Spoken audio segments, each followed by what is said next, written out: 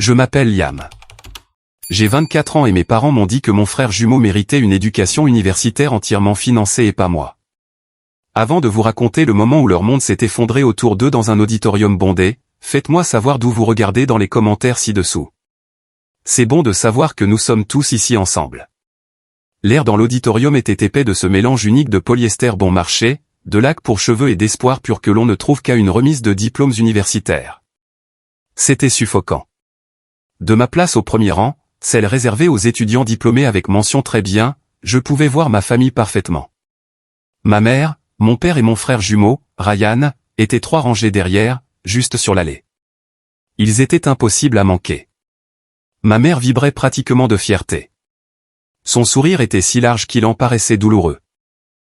Elle n'arrêtait pas de tapoter le bras de mon père, pointant la scène, puis Ryan, qui était assis quelques sections plus loin avec le reste des étudiants. Il pensait que ce jour était entièrement consacré à lui. Il l'avait payé, après tout. Chaque manuel, chaque pizza de fin de soirée, chaque dollar de ses frais de scolarité pour son diplôme en commerce. Ils avaient investi dans leur « Golden Boy », celui qu'ils croyaient destiné à la grandeur. Il ressemblait à une famille parfaite et fière sur une carte de vœux. Mon père a croisé mon regard et m'a fait un signe de tête sec, presque dédaigneux. C'était le genre de reconnaissance que l'on accorde à un étranger qui vous tient la porte. Pas de chaleur, juste un réflexe poli. Le regard de ma mère m'a balayé. Ses yeux étaient rivés sur Ryan. C'était une sensation familière, comme être un fantôme à la fête de ma propre famille. J'étais là, mais on ne me voyait pas. Un nœud de glace s'est formé dans mon estomac. Pendant 4 ans, j'avais rêvé de ce jour. Pas pour le diplôme, pas pour la toge et le mortier, mais pour la satisfaction tranquille de savoir que je l'avais fait seul. J'avais survécu. Le doyen de l'école de commerce, un homme corpulent à la voix de stentor, s'est approché du podium. Bon après-midi, diplômé, famille et professeur, a-t-il commencé, sa voix résonnant dans la salle. Aujourd'hui, nous célébrons l'aboutissement d'années de dur labeur. Le sourire de ma mère s'est élargi. Elle pensait savoir ce qui allait arriver. Elle croyait que Ryan, son charmant et populaire Ryan, était la vedette du spectacle. Le doyen a poursuivi. Avant de décerner les diplômes, nous avons un dernier honneur très spécial à accorder. Il s'agit du prix de la Bourse nationale Benjamin Ford. Il n'est décerné qu'à 5 étudiants dans tout le pays. Il représente non seulement l'excellence académique du plus haut niveau, mais aussi un niveau de persévérance et de caractère qui distingue vraiment le récipiendaire. J'ai vu ma mère se pencher et chuchoter quelque chose à mon père. Il a bombé le torse. Ils étaient si sûrs, si béatement, arrogamment sûrs. La caméra a balayé le public et, pendant un instant fugace, leurs visages fiers et rayonnants ont été projetés sur les écrans géants de chaque côté de la scène. La famille parfaite. Mon cœur battait la chamade contre mes côtes. Ça y est. Le doyen s'est éclairci la gorge. Une pause dramatique a fait taire tout l'auditorium. Il a baissé les yeux sur la carte dans sa main, puis sur la mer de visage. Le récipiendaire de cette année, a-t-il tonné, sa voix remplie de révérence, est un étudiant qui incarne l'esprit même de ce prix. Veuillez vous joindre à moi pour féliciter Monsieur Liam Moore. Le monde est devenu silencieux une seconde. Le nom a juste flotté dans l'air. J'ai regardé l'écran géant alors que la caméra, après un moment de confusion, s'est détournée de ma famille et m'a trouvé au premier rang. Et dans cette fraction de seconde avant qu'elle ne bouge, je l'ai vue. J'ai vu les sourires sur les visages de mes parents non seulement disparaître, mais se briser. La bouche de ma mère est tombée. Le visage de mon père est devenu flasque, la couleur s'en est drainée comme si on avait tiré un bouchon. Leurs yeux, écarquillés d'incrédulité et d'une horreur naissante, étaient rivés sur moi. Les applaudissements ont commencé. Une ondulation qui s'est transformée en raz-de-marée. Mais je ne pouvais pas les entendre. Tout ce que je voyais, c'était leur visage. Et alors que je me levais, la glace dans mon estomac a finalement commencé à fondre, remplacée par un feu qui attendait depuis 4 longues années de brûler. L'histoire n'a pas commencé ici, dans ce moment de triomphe public. Elle a commencé il y a longtemps, dans les moments calmes et inaperçus où l'amour d'une famille est censé se forger, mais où le mien a été brisé. C'est drôle comme les grands moments qui changent la vie sont construits sur une fondation de 1000 petites injustices. On ne les remarque pas au début. C'est juste la vie. Ce n'est qu'en regardant en arrière qu'on voit le schéma, le plan de sa propre insignifiance aux yeux des gens qui étaient censés vous voir le plus clairement. Pour moi et Ryan, ça a commencé avec un vélo. On avait 7 ans. Pour notre anniversaire, Ryan a eu un chouin rouge flambant neuf. Il avait des rubans sur le guidon et une sonnette qui tintait comme un ange. J'ai eu son vieux vélo, celui avec les petites roues bancales, recouvert d'une couche de peinture bleue bâclée que mon père avait appliquée dans le garage. Voilà, a dit mon père en reculant avec un grognement de satisfaction. Comme neuf. Mais il ne l'était pas. Il était lourd et maladroit, et la peinture bleue s'écaillait déjà, révélant le verre rayé en dessous. Ryan est passé à toute vitesse à côté de moi sur son nouveau vélo rouge, la sonnette sonnant, un roi sur son trône. Je suis juste resté là, les mains collantes de la peinture encore fraîche, et j'ai ressenti une douleur confuse dans ma poitrine. Quand j'ai essayé de me plaindre, ma mère m'a juste ébouriffé les cheveux. Ne sois pas ingrat, Liam. Ryan est juste un peu plus sensible. Il a besoin des choses neuves. Toi, tu es costaud. Tu peux tout supporter. Tu es costaud. C'est devenu mon étiquette, ma malédiction. C'était l'excuse pour tout. 1 an plus tard, je suis tombé du chêne dans notre jardin et je me suis cassé le bras. Je suis resté allongé sur l'herbe, une douleur brûlante partant de mon poignet jusqu'à mon épaule, essayant de ne pas pleurer parce que je savais ce qui allait arriver. Mon père m'a relevé, son visage un masque d'agacement. Je t'avais dit de ne pas grimper si haut. Regarde ce que tu as fait. Aux urgences, alors que le médecin me remettait l'os en place, ma mère a juste soupiré. Honnêtement, Liam, tu dois faire plus attention. Tu me donnes des cheveux gris. 2 semaines après qu'on m'ait enlevé le plâtre, Ryan a trébuché sur le trottoir. Il est rentré à la maison avec un genou éraflé, pleurant comme s'il avait été blessé par balle. Ma mère l'a pris dans ses bras, sa voix une symphonie de roucoulements paniqués. Oh, mon pauvre bébé. Mon pauvre petit chou. Elle a nettoyé la minuscule éraflure avec un antiseptique, l'a recouverte du plus grand pansement que nous avions, et l'a laissé manger de la glace pour le dîner en regardant des dessins animés. Je me suis assis à la table de la cuisine, mon propre bras encore endolori d'une douleur fantôme, et je les ai juste regardés. C'était le rythme de nos vies. Ryan a eu le rôle principal dans la pièce de l'école. J'étais dans l'équipe technique. Le bulletin médiocre de Ryan a été accueilli par « Il fait de son mieux ». Il est plus doué pour les relations humaines. Mes excellentes notes ont été accueillies par « Eh bien, bien sûr, tu as toujours été le livresque ». Ce n'est pas qu'ils étaient cruels. C'était quelque chose de plus insidieux. C'était un manque total et absolu de curiosité pour qui j'étais. À leurs yeux, les rôles avaient été distribués à la naissance. Ryan était le charmant, le fragile, celui qui avait besoin de protection, d'attention et d'un soutien sans fin. J'étais le fort, l'indépendant, l'autosuffisant, celui qui se débrouillerait toujours. J'ai appris à arrêter de demander. J'ai arrêté de leur montrer mes bonnes notes. J'ai arrêté de leur parler de mes succès dans l'équipe de débat. C'était plus facile que de faire face au désintérêt tiède. J'ai appris à être une île. J'ai construit mon propre monde dans ma tête, un endroit où mes réussites comptaient, même si ce n'était que pour moi. Je suis devenu farouchement indépendant parce que je n'avais pas d'autre choix. Ils ont vu cette indépendance non pas comme un mécanisme de survie que j'avais été forcé de développer, mais comme ma nature profonde. Ils avaient créé le trait même qu'ils utiliseraient plus tard comme justification pour m'abandonner. C'était une prophétie autoréalisatrice parfaite, et j'étais piégé en plein milieu. Et le pire, pendant très longtemps, j'ai pensé que c'était ainsi que fonctionnaient les familles. Je ne connaissais rien d'autre. Le printemps de ma dernière année de lycée a été une période tendue et exaltante. Les lettres d'acceptation des universités arrivaient, chaque enveloppe contenant un avenir potentiel. Ryan et moi avions tous les deux postulé à la même université d'État, une école réputée à environ 3 heures de chez nous, visant tous les deux le programme de commerce, plus précisément la comptabilité. C'était un choix pratique, un chemin vers une carrière stable. Le jour où les lettres sont arrivées, ma mère a insisté pour en faire une cérémonie. Nous nous sommes tous réunis dans le salon. 2 enveloppes épaisses reposaient sur la table basse. Ryan, toujours enclin au spectacle, a déchiré la sienne avec panache.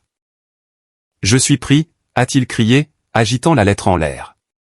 Mes parents ont éclaté de joie, le serrant dans leurs bras. Mon père lui a tapé dans le dos si fort qu'il en a trébuché. Puis tous les yeux se sont tournés vers moi. Mon enveloppe semblait lourde dans mes mains. Je l'ai ouverte avec précaution. L'écriture audacieuse et félicitatoire a nagé devant mes yeux. Je suis pris aussi, ai-je dit, ma voix basse. Oh, c'est merveilleux, mon chéri, a dit ma mère, son sourire s'effaçant déjà alors qu'elle reportait son attention sur Ryan. Un vrai comptable, tout comme ton oncle. La célébration a continué, mais c'était entièrement pour Ryan. Mon acceptation était une pensée après coup, une note de bas de page. Plus tard dans la nuit, je descendais pour un verre d'eau quand j'ai entendu leur voix venant de la cuisine. Le grondement bas de mon père, les tons plus élevés et plus animés de ma mère. Je me suis arrêté en bas des escaliers, caché dans l'ombre du couloir. Les frais de scolarité sont élevés, disait mon père, même pour une école d'État. Pour les deux. Ne sois pas idiot, chéri, a répondu ma mère. Et ces mots suivants sont ceux qui résonneraient dans ma tête pendant des années. On s'occupera de ceux de Ryan, bien sûr. On paiera ses frais de scolarité en totalité et on s'assurera qu'il a assez pour une belle chambre de dortoir et de l'argent de poche. Il a besoin de pouvoir se concentrer sur ses études et, tu sais, sur l'expérience universitaire. Il y a eu une pause. J'ai retenu mon souffle. Eliam, a demandé mon père. Sa voix n'était pas argumentative. C'était juste pour clarifier. Ma mère a laissé échapper un petit rire. Un son qui était censé être léger et aérien, mais qui m'a frappé comme un coup physique. Oh, Liam s'en sortira. Il a toujours été le plus malin. Il trouvera une solution. Il le fait toujours. J'ai entendu le grincement d'une chaise alors que mon père se rasseyait vraisemblablement. Il est indépendant, a-t-il convenu, sa voix remplie d'une étrange fierté déplacée. Il n'a pas autant besoin d'aide. Exactement, a dit ma mère, sa voix vive de soulagement, comme si elle venait de résoudre un puzzle complexe. Ce sera bon pour lui. Ça forge le caractère. On élève un homme fort et autonome. On devrait être fier. Je suis resté là, dans l'obscurité, le lino froid du sol s'infiltrant à travers mes chaussettes. Il ne s'agissait pas seulement de l'argent. Il s'agissait de la manière désinvolte et sans effort avec laquelle ils m'avaient écarté. C'était le verdict qu'ils avaient rendu sur ma valeur. Je n'étais pas le fils dans lequel il fallait investir. J'étais le fils qui devait se débrouiller seul. Ma force, la qualité même qu'ils prétendaient admirer, était ma punition. À ce moment-là, une résolution froide et dure s'est installée en moi. Ce n'était pas une décision dramatique digne d'un film. C'était un changement interne silencieux. La partie de moi qui avait toujours gardé une lueur d'espoir qu'il me verrait un jour s'est finalement étiolée et est morte. Très bien. S'il voulait que je me débrouille, je le ferais. J'irai à cette université. J'obtiendrai ce diplôme. Mais je le ferai entièrement seul. Je me suis fait un vœu silencieux, debout là dans le noir. Je ne leur demanderai jamais, jamais un seul centime. Je préférerais abandonner plutôt que de leur donner la satisfaction de dire non. Ils avaient tracé une ligne dans le sable. Et j'ai décidé sur le champ que je construirais une vie de l'autre côté, une vie qu'ils n'auraient aucune part à créer. Les premières semaines d'université ont été comme entrer dans un univers parallèle. Ryan et moi étions dans la même école, dans le même programme, mais nous aurions aussi bien pu être sur des planètes différentes. Mes parents l'ont conduit dans le SUV familial, rempli à ras-bord de nouvelles literies, d'un mini-réfrigérateur, d'une télévision à écran plat et d'assez de collations pour nourrir une petite armée. Ils l'ont aidé à s'installer dans sa chambre de dortoir spacieuse, du genre avec vue sur le campus. Il a rejoint une fraternité dès le premier mois, ses soirées remplies de soirées, de fêtes et de la camaraderie facile qui vient avec un calendrier social partagé et une généreuse allocation de la maison. Son Instagram était un best-of de la vie universitaire, matchs de football, bals, voyages de printemps à Cancun. Mon expérience universitaire a commencé avec un billet de bus.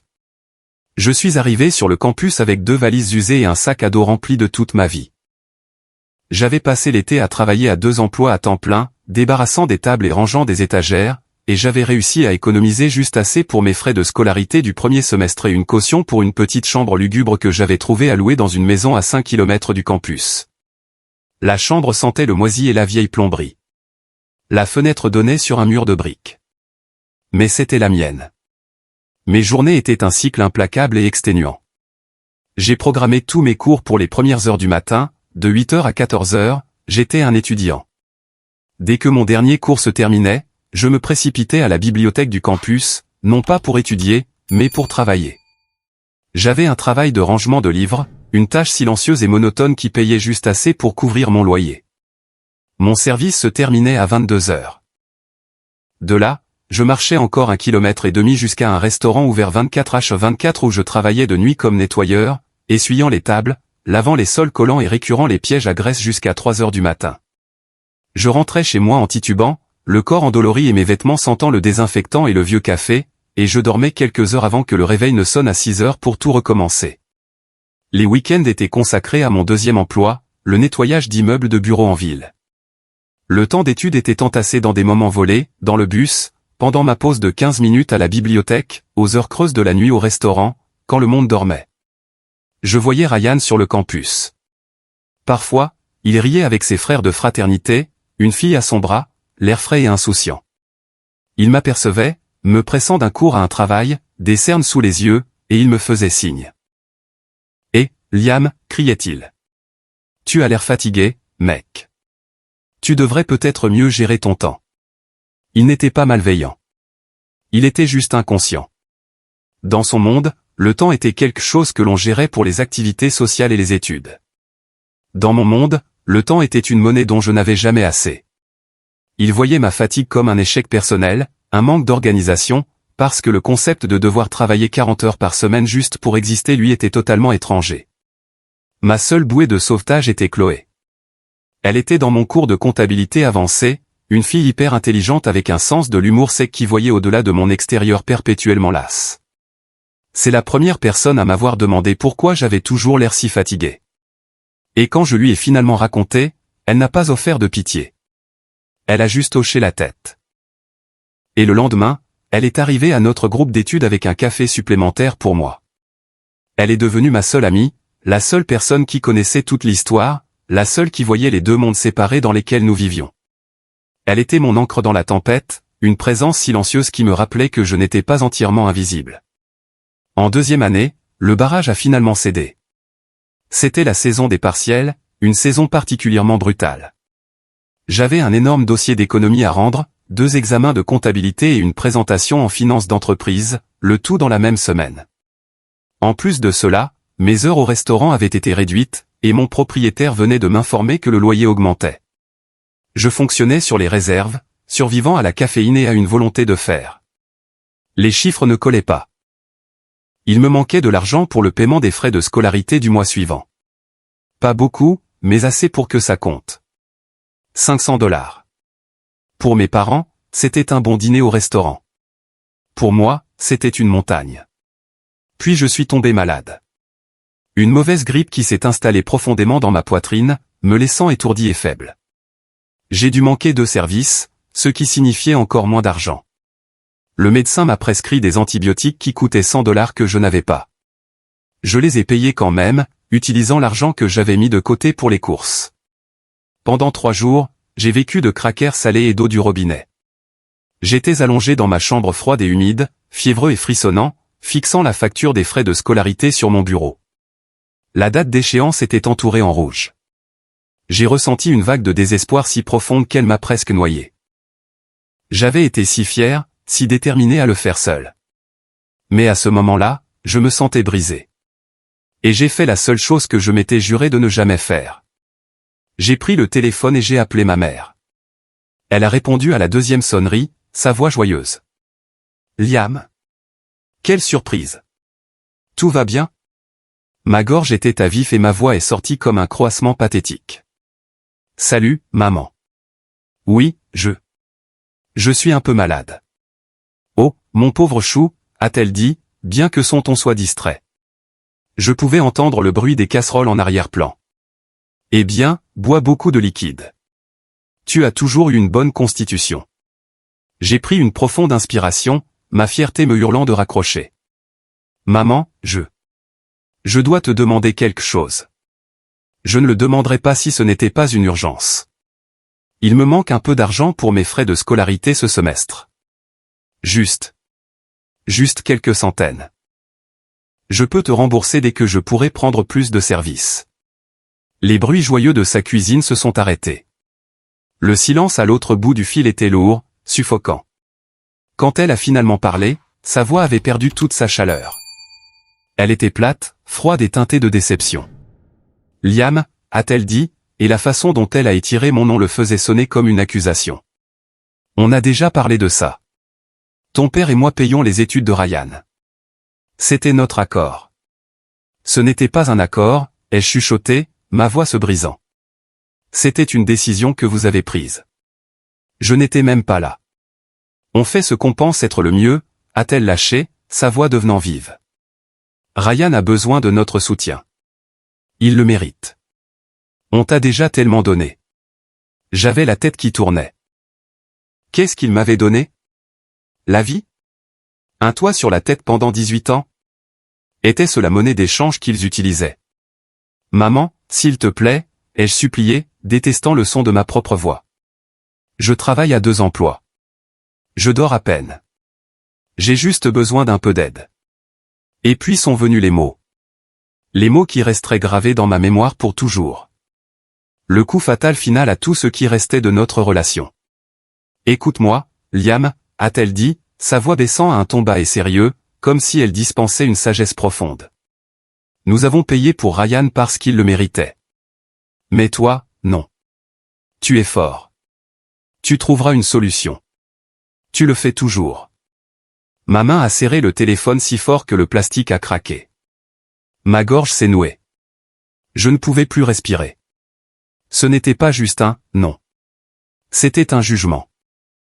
Une confirmation de ma plus profonde crainte, qu'à leurs yeux, je n'étais pas digne de leur aide, de leur amour. Ma force n'était pas une vertu. C'était une commodité qui les absolvait de toute responsabilité. Je n'ai même pas pu dire au revoir. J'ai juste appuyé sur le bouton de fin. Le téléphone a glissé de ma paume moite et est tombé par terre avec un bruit sec. Je suis resté assis là, sur le bord de mon lit, le silence de la pièce rugissant dans mes oreilles. La fièvre, l'épuisement, la faim, tout a disparu, remplacé par un vide si vaste qu'il semblait qu'un trou noir s'était ouvert dans ma poitrine. Quelque chose en moi ne s'est pas seulement brisé ce jour-là. C'est mort. Et à sa place, quelque chose de froid, de dur et d'incassable a commencé à se former. Ils avaient fait leur choix. Maintenant, je ferai le mien. Juste au moment où je pensais avoir touché le fond, le sol s'est dérobé. Elle s'appelait Sarah. Nous avions été des amours de lycée, l'un de ces couples que tout le monde suppose qu'ils se marieront. Elle était belle, pétillante, et l'encre de ce que je considérais comme ma vie normale. Elle est allée dans une autre université, une plus petite école d'arts libéraux à environ 1 heure de route, mais nous avons essayé de faire en sorte que ça marche. Nous nous voyions pendant les vacances, nous nous envoyions des SMS constamment. Elle était ma confidente, la seule personne en dehors de Chloé qui, je le pensais, comprenait la pression que je subissais. Mais la distance et la divergence de nos vies commençaient à se faire sentir. Sa vie universitaire était un tourbillon de fêtes, de productions théâtrales et de week-ends. La mienne était une boucle monotone de cours, de travail, d'études et d'épuisement. Quand nous parlions au téléphone, je pouvais entendre les rires et la musique en arrière-plan de son dortoir, alors que j'étais généralement en train de chuchoter depuis les rayons silencieux de la bibliothèque pendant ma pause. La semaine après l'appel téléphonique dévastateur avec ma mère, Sarah est venue me voir en voiture. J'ai pensé que c'était un geste de soutien. J'avais désespérément besoin d'un contact humain, d'un peu de chaleur pour combattre le froid glacial qui s'était installé dans mes os. Nous nous sommes rencontrés dans un petit café près du campus. Elle était radieuse, pleine de vie. Je me sentais comme un fantôme assis en face d'elle. « Tu as l'air mal, Liam » a-t-elle dit, non pas avec inquiétude, mais avec une pointe d'accusation. C'était la même chose que Ryan disait toujours. La semaine a été dure, ai-je admis en remuant mon café noir. Elle a soupiré, un son dramatique et théâtral. C'est toujours une semaine difficile, Liam. C'est ça le problème. J'ai l'impression de ne même plus te connaître. Tout ce que tu fais, c'est travailler et étudier. Tu es obsédé. J'ai été pris au dépourvu. Je suis obligé, Sarah. Tu connais ma situation. Je n'ai pas le choix. Mais tu as le choix, a-t-elle insisté, sa voix montant légèrement. Tu pourrais contracter un prêt étudiant. Tu pourrais travailler à un seul emploi au lieu de 2. Tu pourrais choisir de t'amuser un peu, de vivre un peu. La mention des prêts m'a piqué. J'y avais réfléchi, bien sûr, mais l'idée de commencer ma vie avec une montagne de dettes, un fardeau que mon frère n'aurait jamais à affronter, me semblait être une autre forme de punition. C'était une question de principe, un principe amer et douloureux. Ce n'est pas si simple, ai-je dit, ma mâchoire se crispant. Elle a tendu la main sur la table, mais son contact était hésitant, pas réconfortant. Je suis allé à cette fête à la fraternité de Ryan le week-end dernier, a-t-elle dit doucement. Ma tête s'est redressée d'un coup. Tu as fait quoi? Il m'a invité, a-t-elle dit en détournant le regard. C'était amusant, Liam. Tout le monde riait, dansait. Les gens profitaient juste d'être jeunes. Ryan sait s'amuser. Il sait vivre. L'implication flottait dans l'air entre nous, épaisse et empoisonnée. Il sait vivre et toi, non. Tout s'est mis en place. Les textos tard dans la nuit qui étaient restés sans réponse. Les excuses vagues pour ne pas pouvoir parler. Elle ne s'était pas seulement éloignée. Elle avait dérivé dans l'orbite de mon frère. Le monde de la facilité et du plaisir que je ne pouvais pas lui offrir. Alors c'est ça, ai-je demandé, ma voix plate. Tu romps avec moi. Elle a finalement croisé mon regard. Et ce que j'y ai vu n'était pas de la tristesse. C'était de la pitié. Je ne peux plus faire ça, Liam. Je ne peux pas continuer à attendre que tu sortes la tête de l'eau. Tu es tellement concentré sur cette lutte, sur le fait de prouver quelque chose. Je veux être avec quelqu'un qui est présent. Quelqu'un qui ne se bat pas toujours. Quelqu'un comme Ryan. Elle n'avait pas eu à le dire. J'ai laissé échapper un rire amer. C'était un son creux et laid. Donc mon travail acharné, mon ambition, c'est un repoussoir pour toi. Ce n'est pas de l'ambition, Liam, a-t-elle dit en se levant, son sac sur l'épaule. C'est une rancune, et je ne peux pas être avec quelqu'un qui porte autant de colère en lui. Elle est sortie du café, me laissant là avec 2 tasses froides et les décombres d'une relation de 4 ans. C'était une trahison si complète, si profonde, que cela m'a semblé être un coup physique. D'abord ma famille, maintenant la fille que j'aimais. Tous deux avaient regardé ma lutte et l'avaient vue non pas comme un témoignage de ma force, mais comme un défaut de mon caractère. Ils avaient tous les deux choisi le chemin le plus facile, le tempérament plus ensoleillé, le « Golden Boy ». Cette nuit-là, la solitude était une entité physique. C'était un poids sur ma poitrine, un froid qui s'infiltrait dans mes os. J'étais complètement et totalement seul. Et dans ce moment de désolation absolue, quelque chose a changé. Les derniers vestiges de ma douceur, de mon espoir de compréhension, ont été consumés. Il ne restait plus qu'un noyau d'acier trempé. Ils pensaient tous que ma lutte était ma faiblesse. J'en ferai mon arme. C'est dans cet abîme de solitude et de fureur qu'une bouée de sauvetage est apparue de l'endroit le plus inattendu. Il s'appelait le professeur Albright. Il enseignait la comptabilité d'entreprise avancée, un cours notoirement difficile, conçu pour éliminer les étudiants qui n'étaient pas sérieux. C'était une légende dans le département, un homme vif et pragmatique dans la fin de la soixantaine avec un esprit comme un piège d'acier et une réputation de ne pas tolérer les imbéciles. La plupart des étudiants avaient peur de lui. Moi non. J'étais trop fatigué pour avoir peur. Tout ce que j'avais, c'était le travail. Je me suis jeté dans son cours avec une concentration désespérée et unique. C'était le seul domaine de ma vie où les règles étaient claires. On faisait l'effort, on apprenait la matière, on obtenait la note.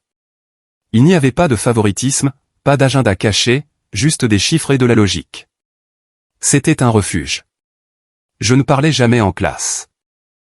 Je m'asseyais juste au fond, absorbais chaque mot et rendais des devoirs et des examens qui étaient méticuleusement, presque obsessionnellement préparés. Un après-midi, après avoir excellé à un partiel particulièrement brutal que la moitié de la classe avait raté, le professeur Albright m'a retenu alors que les étudiants sortaient. « Monsieur Moore », a-t-il dit, sa voix un grondement grave. « Un mot, s'il vous plaît. » Mon cœur s'est serré. J'ai supposé que j'avais fait quelque chose de mal. Je me suis approché de son bureau, mon sac à dos sur une épaule. Il regardait mon examen, une paire de lunettes de lecture perchées sur le bout de son nez. « C'est un travail exceptionnel », a-t-il dit en tapotant le papier du doigt. Non seulement correct, la logique est élégante. Vous voyez les liens que les autres manquent. J'étais si stupéfait que je n'ai pu que murmurer un « merci, monsieur », discret. Il a alors levé les yeux vers moi, ses yeux vifs et analytiques, et il m'a vraiment regardé. C'était une sensation troublante. J'avais l'impression qu'il pouvait voir à travers la façade fatiguée jusqu'au moteur de fureur et d'épuisement qui me faisait avancer. « Vous avez l'air mal en point, mon garçon », a-t-il dit sans embâche. Il n'y avait aucun jugement dans sa voix, seulement un fait. Je ne savais pas quoi dire. C'est un semestre chargé. Il s'est adossé à sa chaise, m'étudiant un long moment. Je vous vois à la bibliothèque parfois quand je pars tard. Vous êtes toujours là. Puis je vous vois sortir dans la nuit, non pas vers les dortoirs. Où allez-vous? La question était si directe, si personnelle, qu'elle m'a pris au dépourvu. Et pour une raison quelconque, je n'ai pas menti. J'ai un service de nettoyage, ai-je dit, ma voix à peine un murmure, au restaurant au bout de la ville. Il a hoché lentement la tête, comme si cela confirmait une théorie sur laquelle il travaillait. Il n'a pas offert de pitié. Il n'a pas dit « Oh, mon pauvre ». Il m'a juste regardé avec un respect nouveau. « Je travaille sur un projet de recherche », a-t-il dit en changeant brusquement de sujet. J'analyse les rapports de résultats des entreprises du Fortune 500 à la recherche de preuves de comptabilité créative. C'est un travail fastidieux et détaillé. Payé $20 de l'heure. J'ai besoin d'un assistant méticuleux et digne de confiance. Êtes-vous intéressé? $20 de l'heure. C'était plus du double de ce que je gagnais à mes 2 autres emplois combinés. Mais plus que l'argent, c'était l'offre elle-même. C'était une validation. C'était quelqu'un de son rang qui voyait mon potentiel, pas ma situation. C'était une main tendue dans l'obscurité. Oui, ai-je dit, ma voix rauque d'émotion. Monsieur, oui, je suis très intéressé. Il a fait un signe de tête sec. Bien. Mon bureau demain à 16 heures. Ne soyez pas en retard. En sortant de cette salle de classe, j'ai ressenti quelque chose que je n'avais pas ressenti depuis très longtemps. Ce n'était pas du bonheur. Pas encore. C'était quelque chose de bien plus précieux. C'était une lueur d'espoir. Travailler pour le professeur Albright a tout changé. J'ai pu quitter mon travail de nettoyage exténuant et abrutissant au restaurant. Le temps supplémentaire et l'énergie mentale m'ont semblé être un luxe. Pour la première fois depuis des années, je dormais plus de 4 heures par nuit. Mes notes, déjà bonnes, sont devenues excellentes. Le professeur Albright était plus qu'un patron. Il est devenu un mentor. Il n'a jamais fouillé dans ma vie personnelle, mais il comprenait. Il a vu le feu en moi, la volonté implacable, et au lieu de le remettre en question, il l'a canalisé. Il m'a poussé plus fort que n'importe quel professeur ne l'avait jamais fait, me donnant des problèmes complexes et remettant en question mes hypothèses. Dans son bureau, entouré de piles de livres et de l'odeur de vieux papier, je me sentais vu et apprécié pour mon esprit. C'était un sentiment que je n'avais jamais reçu de ma propre famille. Un après-midi tardif au printemps de notre dernière année, il m'a appelé dans son bureau. « Asseyez-vous, Liam », a-t-il dit en désignant la chaise en cuir usé en face de son bureau. Son ton était sérieux. « Je vous observe depuis 2 ans maintenant », a-t-il commencé, allant droit au but. « Votre éthique de travail est inégalée. Votre intellect est évident. Quels sont vos projets après l'obtention de votre diplôme ? Je postule à des emplois, ai-je dit. Des postes de comptable débutants dans quelques cabinets locaux. Il a agité une main dédaigneuse. Vous pensez trop petit. Vous êtes capable de plus.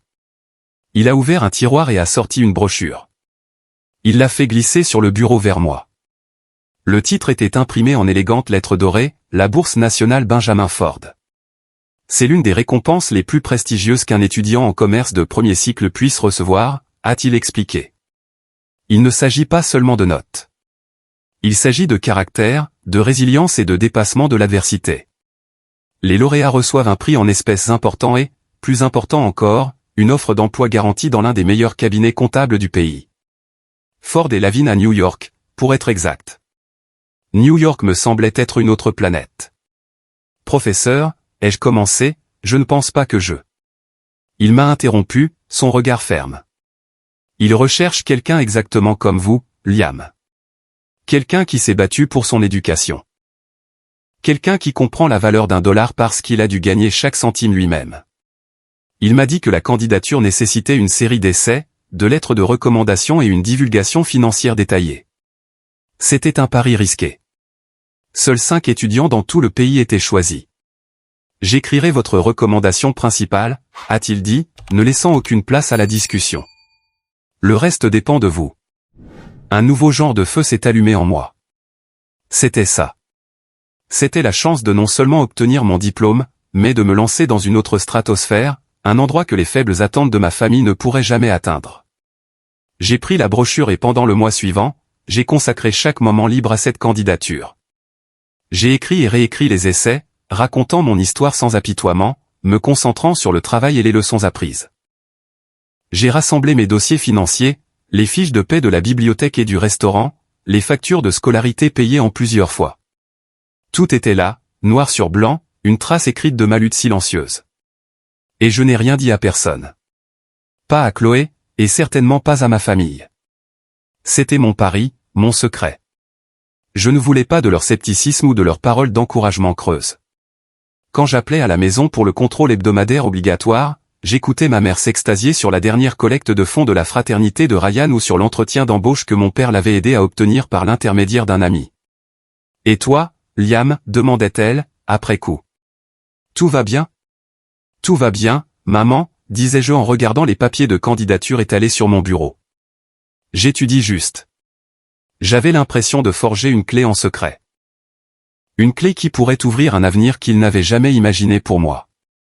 J'ai scellé l'épaisse enveloppe et je l'ai envoyée, ressentant un étrange mélange de terreur et d'exaltation. J'avais mis toutes mes cartes sur la table. Maintenant, tout ce que je pouvais faire, c'était attendre. L'email est arrivé un mardi matin. J'étais à la bibliothèque en train de prendre un café avant mon service. Mon téléphone a vibré et j'ai failli l'ignorer. J'ai vu l'objet, comité de la bourse Benjamin Ford. Mon cœur s'est arrêté. Mes mains ont commencé à trembler si fort que je pouvais à peine déverrouiller l'écran. J'ai ouvert l'email, mes yeux parcourant le texte, les mots se brouillant. Puis je l'ai vu.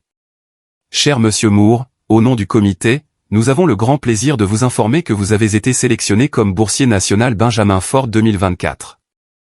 J'ai dû le lire 3 fois avant de comprendre. Je me suis affalé sur une chaise, le café oublié, une vague de vertige m'envahissant. Je l'avais fait. Contre toute attente, je l'avais vraiment fait.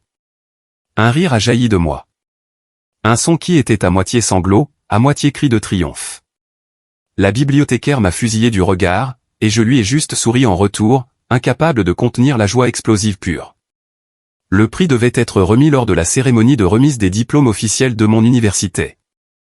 Le comité enverrait un représentant. C'était une grosse affaire. Ce soir-là, j'ai appelé mes parents. Et, bonne nouvelle, a dit ma mère dès qu'elle a décroché. Ryan a reçu une offre d'emploi, une offre incroyable, dans un grand cabinet du centre-ville. Ton père est si fier. On l'emmène fêter ça ce week-end. Bien sûr. L'univers devait maintenir son équilibre. C'est super pour lui, ai-je dit, ma propre nouvelle me semblant soudain petite et insignifiante dans l'ombre de leur excitation pour Ryan. Alors, la remise des diplômes, c'est le mois prochain, ai-je poursuivi. Vous venez tous, n'est-ce pas? Pour rien au monde, a-t-elle gazouillé, voir mon garçon traverser cette scène. Ce sera l'un des jours les plus fiers de ma vie. Mon garçon, au singulier. Vous devriez arriver un peu en avance, ai-je dit, gardant ma voix aussi désinvolte que possible. Ils remettent quelques prix étudiants au début de la cérémonie. Ça pourrait être sympa. Oh, des prix, a-t-elle dit, une pointe de désintérêt dans sa voix. C'est bien, mon chéri. Tant qu'on a une bonne place pour voir Ryan, c'est tout ce qui compte, n'est-ce pas? Oui, ai-je dit. À plus tard. J'ai raccroché, un sourire froid touchant mes lèvres. C'était parfait. Ils n'avaient aucune idée. Ils entraient dans une pièce de théâtre dont ils pensaient connaître le scénario, où ils étaient les fiers parents du premier rôle. Ils n'avaient aucune idée que j'avais réécrit tout le 3e acte. Et nous revoilà à ce jour, dans la chaleur suffocante de l'auditorium. De retour à moi, au premier rang, mon cœur battant la chamade contre mes côtes. De retour à ma famille, 3 rangées derrière, rayonnante, attendant le couronnement de leur « Golden Boy ». Le doyen était au podium, sa voix résonnant dans la salle. Ce prix reconnaît un niveau de persévérance et de caractère qui distingue vraiment le récipiendaire. J'ai vu ma mère tapoter le bras de Ryan, un regard entendu et triomphant sur son visage. Elle était si sûre. Elle avait passé sa vie à être sûre. Elle avait construit tout son monde autour de la certitude que Ryan était le spécial, celui destiné aux éloges, tandis que j'étais juste Liam, fiable, silencieux et totalement banal. Je l'ai regardé et je n'ai plus ressenti de colère. J'ai ressenti une étrange pitié détachée. Elle vivait dans une histoire qu'elle s'était écrite. Une histoire dont le dernier chapitre était sur le point d'être arraché et remplacé par un qu'elle n'aurait jamais pu imaginer. Le doyen a regardé le public. Les caméras étaient sur ma famille, projetant leurs visages fiers et impatients sur les écrans massifs. Le récipiendaire de cette année, a-t-il tonné, est un étudiant qui incarne l'esprit même de ce prix. Veuillez vous joindre à moi pour féliciter Monsieur Liam Moore. Au moment où mon nom a été appelé, un silence profond et absolu s'est abattu sur mon coin de l'univers. Les applaudissements tonitruants de la foule semblaient lointains, comme écouter une tempête sous l'eau. Toute ma concentration s'est rétrécie aux deux écrans géants flanquant la scène où la caméra s'est attardée un battement de cœur de trop sur ma famille. C'était comme regarder un film au ralenti. Le sourire de ma mère ne s'est pas seulement estompé. Il s'est fissuré et est tombé de son visage, laissant derrière lui un trou béant d'incrédulité. Sa main, qui avait été fièrement sur l'épaule de mon père, est tombée sur ses genoux comme si elle avait été brûlée. La poitrine bombée de mon père s'est dégonflée. Il a cligné rapidement des yeux, sa tête s'inclinant légèrement comme s'il essayait de traiter un son qu'il ne comprenait pas. Et Ryan. Ryan a juste regardé, la bouche légèrement entr'ouverte, son charme décontracté s'évaporant dans les airs, remplacé par une confusion nue et stupéfiante. Puis la caméra m'a trouvé, le projecteur s'est allumé, et je me suis levé, mes jambes me semblant à la fois tremblantes et incroyablement fortes. J'ai lissé le devant de ma toge et j'ai commencé la longue marche vers la scène. Je ne les ai pas regardés. Je ne pouvais pas. Les regarder aurait brisé le charme. J'ai gardé les yeux fixés sur le professeur Albright, qui se tenait près de la scène, un sourire rare et sincère sur son visage. Il m'a fait un petit signe de tête, presque imperceptible. C'était tout l'encouragement dont j'avais besoin. En montant les marches, le doyen a commencé à lire la citation officielle. Sa voix, amplifiée par le micro, a rempli chaque coin de l'auditorium. Monsieur Liam Moore, a-t-il commencé, est un étudiant d'une intelligence extraordinaire et d'un caractère encore plus extraordinaire. Il a maintenu une moyenne parfaite de 4.0 dans l'un de nos programmes les plus rigoureux. J'ai vu ma mère tressaillir. Elle n'en avait aucune idée. Je ne lui avais jamais dit. Point tout en faisant preuve d'une éthique de travail que l'on ne peut qualifier que d'héroïque. Le doyen a fait une pause, laissant les mots s'imprégner. Sans le bénéfice d'aucun soutien financier de sa famille, Liam a travaillé à 2 emplois, totalisant souvent plus de 40 heures par semaine, pour financer lui-même toute son éducation. Un faible murmure a parcouru le public. Les gens tournaient la tête, regardant ma famille, qui se ratatinait maintenant sur leur siège. Le projecteur sur moi me semblait être une lampe chauffante, mais l'éblouissement dirigé vers eux était celui du jugement public. Il a servi notre communauté en tant que bibliothécaire et en tant que nettoyeur, a poursuivi le doyen, sa voix résonnant d'admiration, sacrifiant le sommeil et une vie sociale pour poursuivre son objectif. Il est un témoignage de l'idée que le succès n'est pas donné mais gagné par le courage et la détermination. J'ai atteint le podium et j'ai serré la main du doyen, acceptant la lourde plaque ornée. Il m'a fait signe de dire quelques mots. Je me suis approché du micro, mes mains stables. J'ai regardé la mère de visage, et pour la première fois, je n'ai ressenti aucune peur. J'ai vu Chloé au 3e rang, des larmes coulant sur son visage, un sourire radieux perçant. J'ai vu le professeur Albright, les bras croisés, regardant comme un père fier. Et puis mes yeux les ont trouvés. Ma famille. Ils avaient l'air petits, exposés, mis à nu sous le poids de milieux étrangers. Merci, ai-je dit, ma voix claire et forte. Merci au comité Ford pour cet honneur incroyable. Je n'ai que 2 personnes à remercier de m'avoir amené ici aujourd'hui. J'ai vu une lueur d'espoir désespérée dans les yeux de ma mère, un dernier souhait pathétique que je leur lance une bouée de sauvetage, que j'arrange les choses et que je restaure l'image de famille qu'elle avait si soigneusement entretenue. J'ai laissé l'espoir flotter là une seconde avant de l'écraser. Professeur Albright, ai-je dit en me tournant vers lui. Merci d'avoir vu quelque chose en moi et de m'avoir donné une chance quand j'en avais le plus besoin. Vous avez changé ma vie.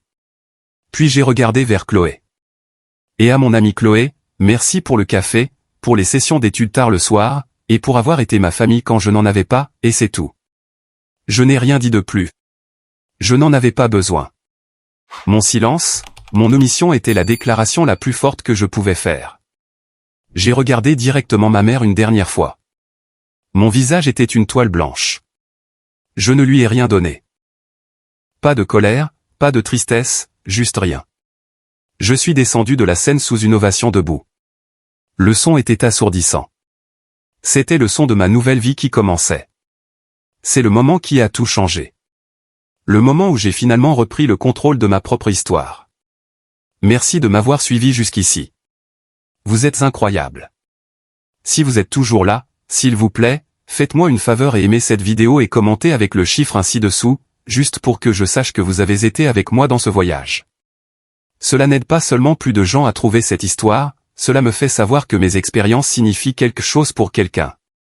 Votre soutien est la plus grande raison pour laquelle j'ai le courage de partager le reste de ce qui s'est passé. Le reste de la cérémonie a été un flou. Je ne me souviens pas des autres noms appelés ni du changement de côté des pompons.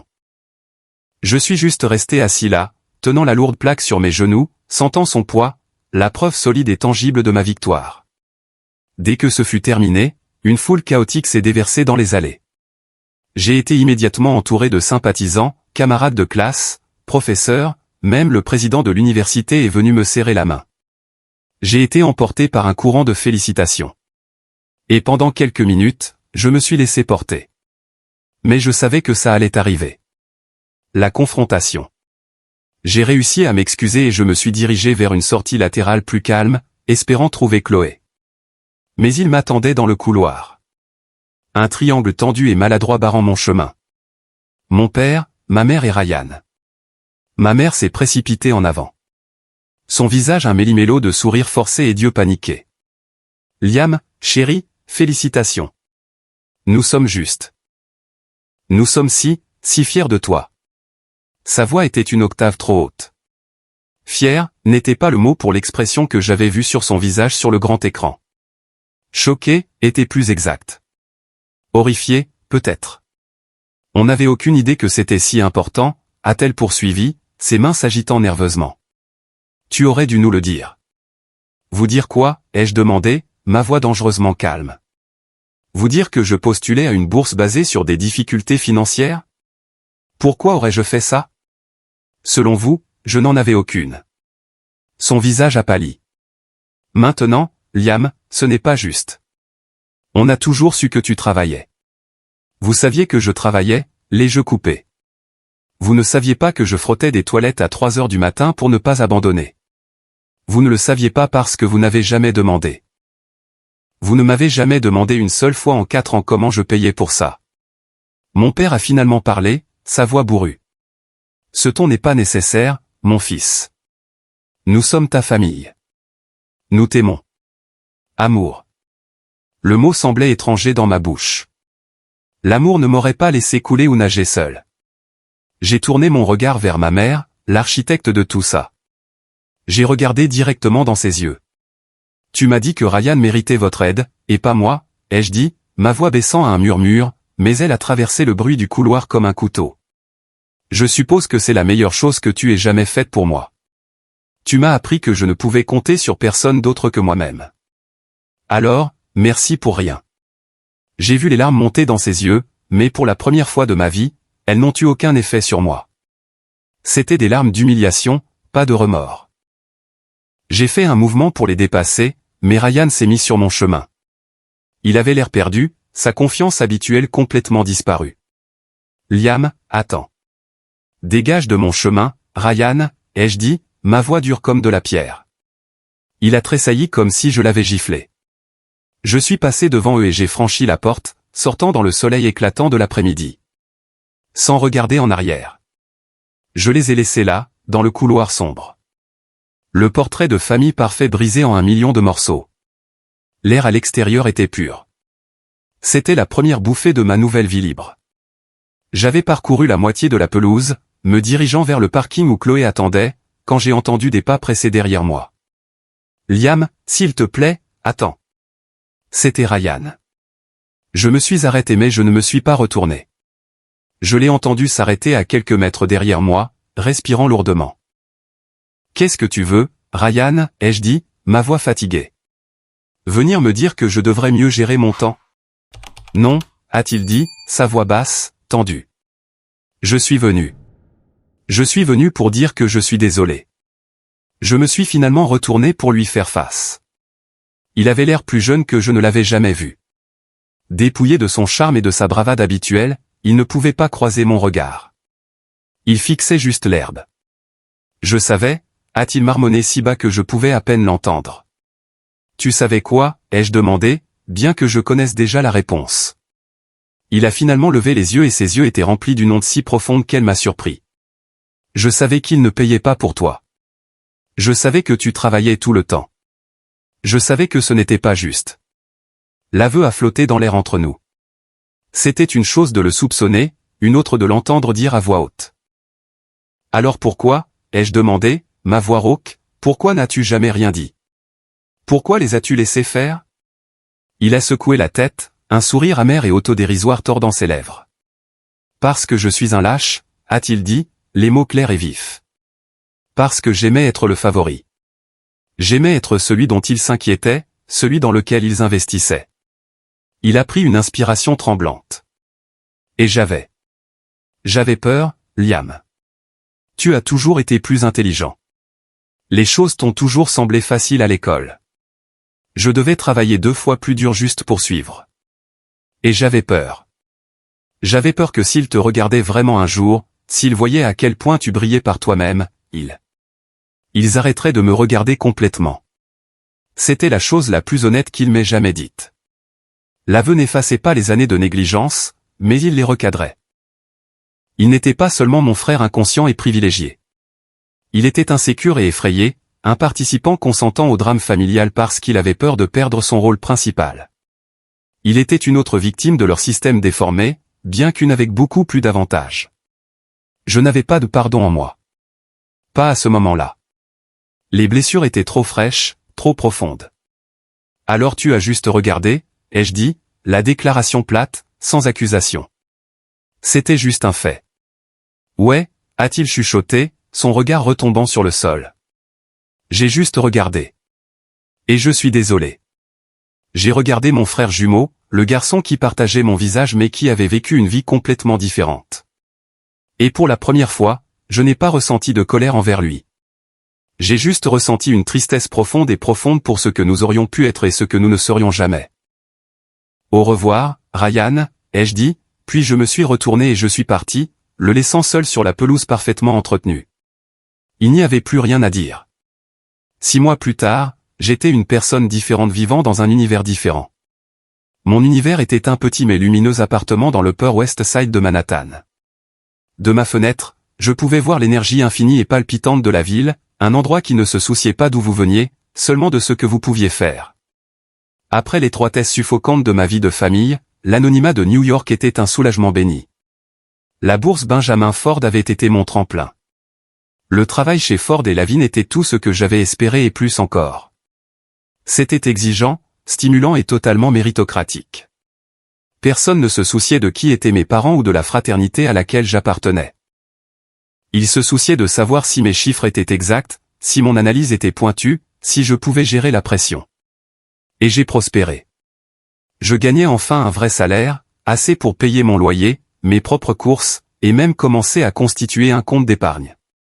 La première fois que j'ai acheté un manteau d'hiver neuf sans vérifier d'abord mon solde bancaire, j'ai failli pleurer au milieu du magasin.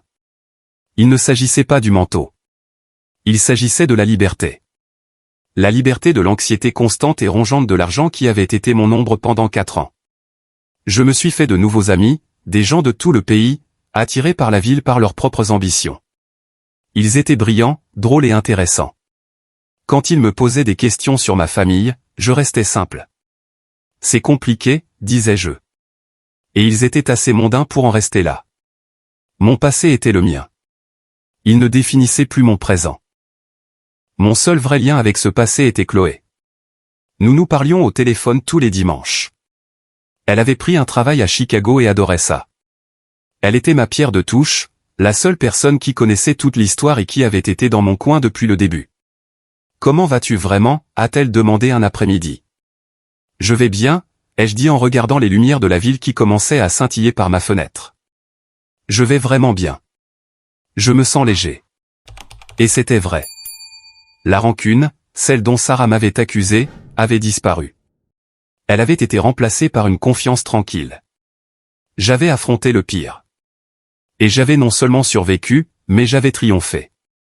Je n'avais plus besoin de prouver quoi que ce soit à qui que ce soit. Surtout pas à ma famille. Ma mère appelait parfois. Les premiers appels ont été horribles. Elle pleurait, puis se mettait en colère, puis essayait de négocier, réécrivant l'histoire en temps réel. « Je ne sais pas pourquoi tu es si dramatique, » disait-elle. « On t'a toujours soutenu. » J'ai appris à être poli mais distant. Je gardais les appels courts. Je ne discutais pas. J'ai juste créé une barrière de calme froid et impénétrable. Je n'étais plus le garçon en colère et blessé. J'étais un homme qu'ils ne connaissaient pas. Et ils avaient perdu le privilège de le connaître. Je construisais une vie à partir de zéro. Une vie qui était entièrement ma propre création. Elle n'était pas construite sur l'héritage ou le droit, mais sur des nuits blanches, sur des sols lavés, sur la poursuite implacable d'un avenir qu'ils m'avaient dit que je ne méritais pas. Et chaque jour, dans la ville animée, indifférente et magnifique de New York, je leur prouvais qu'ils avaient tort. J'étais heureux. Et je savais avec une certitude qui s'est installée profondément dans mes os, que c'était la seule chose qu'ils ne pourraient jamais me pardonner. La vie s'est installée dans un nouveau rythme confortable. J'excellais au travail et j'ai même eu une promotion précoce, passant d'analyste junior à un poste d'associé à part entière. L'augmentation de mon salaire était significative et elle m'a donné un sentiment de sécurité dont je n'avais jamais fait que rêver. Un jour, une enveloppe épaisse est arrivée à mon bureau. Elle n'avait pas d'adresse de retour, mais j'ai reconnu l'écriture pointue et incertaine. C'était de Ryan. J'ai failli la jeter, mais la curiosité l'a emportée. Je l'ai ouverte ce soir-là dans mon appartement. Ce n'était pas une longue lettre. Il écrivait qu'il travaillait toujours au cabinet du centre-ville, mais qu'il avait déménagé de son appartement chic pour un endroit plus petit. Il payait son propre loyer maintenant, préparait ses propres repas. Il a dit que c'était plus difficile qu'il ne le pensait. Il a écrit que lui et nos parents ne s'entendaient pas très bien. Il ne pouvait pas comprendre pourquoi il n'était pas plus reconnaissant de la vie qu'il lui avait donnée. Le dernier paragraphe était ce qui m'a frappé. « Je pense à ce que tu as fait tout le temps », a-t-il écrit. « Comment tu as tout fait tout seul. Je pensais que tu étais en colère et amer, mais maintenant je pense que tu étais juste fort. J'espère qu'un jour je pourrai être à moitié aussi fort que toi. Je sais que je ne le mérite pas, mais j'espère qu'un jour tu pourras me voir à nouveau comme un frère. » J'ai plié la lettre et je l'ai rangée. Elle n'a pas guéri comme par magie les années de blessures, mais c'était quelque chose. C'était une fissure dans le mur qu'il avait aidé à construire entre nous. Un signe que peut-être, juste peut-être, l'homme qu'il devenait était différent du garçon qu'il avait été. Quelques semaines plus tard, lors de mon appel dominical avec Chloé, la dernière pièce du puzzle s'est mise en place.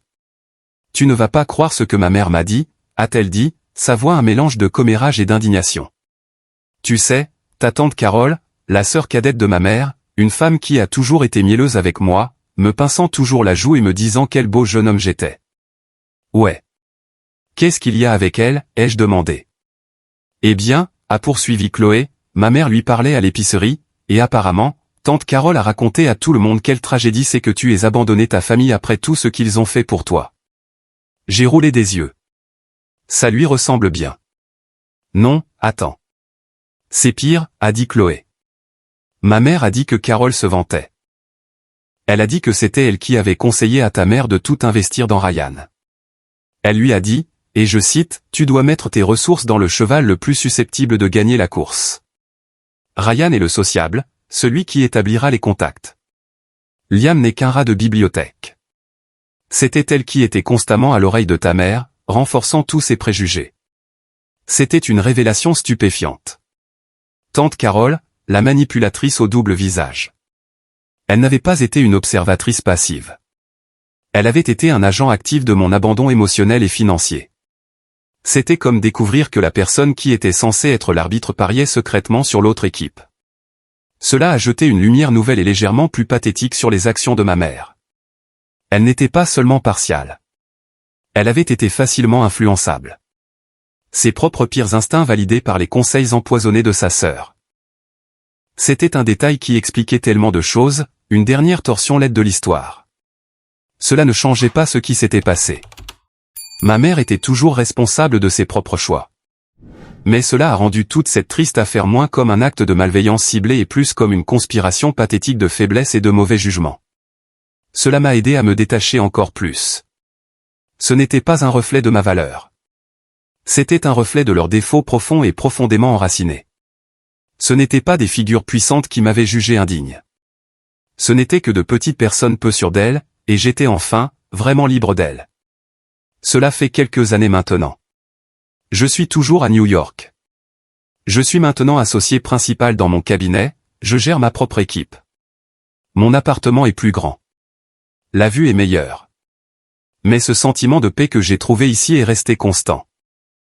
Je me tiens parfois à ma fenêtre, regardant la rivière infinie de phares dans la rue en bas.